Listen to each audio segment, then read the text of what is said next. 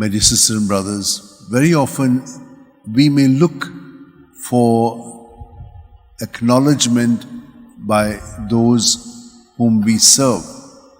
Someone should say a thank you, or someone should, be saying, good person.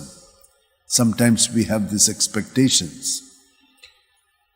And so what happens is, when we have these expectations, we allow them to control our goodness. We are good because, we get praise, we get honor. That should not be our attitude. We learn it from Jesus. He tells them he does a lot of good, but he says, don't tell it to others. I know that many of you are also having this attitude. You all do not want yourself to be praised or honored, like it to be kept silent. It's a very good attitude. But we also need to thank God for the good that is done through you. That is good. Because you remember the 10 lepers. One of them came back and said, thank you. So where are the 9?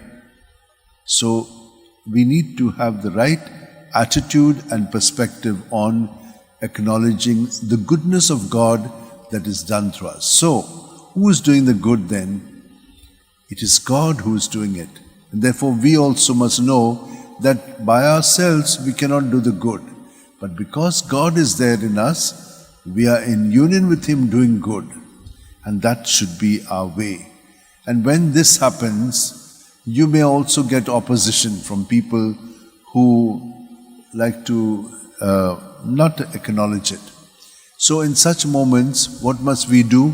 We must withdraw, as Jesus has shown. And God has chosen us, as we see how the prophet Isaiah says, He is my chosen one, my spirit is upon him, he is my beloved, and he will not do something bad to those who are going down or who are in any way who are opposing him.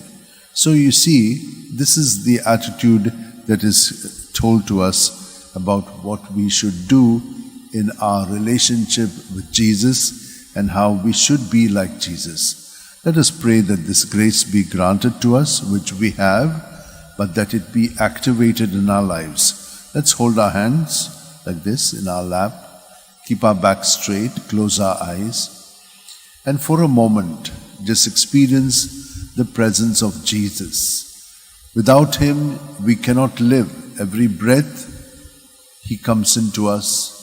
Every breath out, we have an opportunity to surrender all that is going on in us, the good, the bad, and the ugly.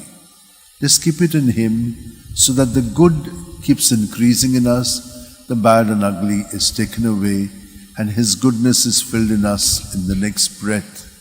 Because Jesus begins to give us more and more of His goodness.